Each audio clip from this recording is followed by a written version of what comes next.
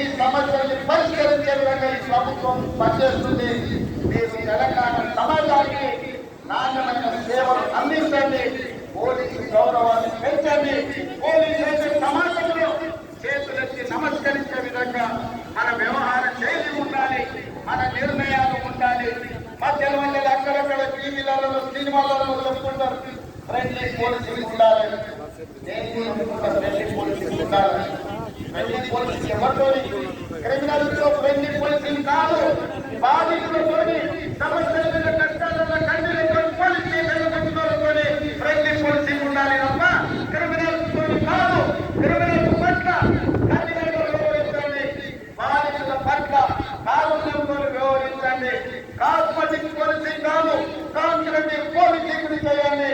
Cosmetic policing తోని సమస్యలు పరిష్కారం కావు.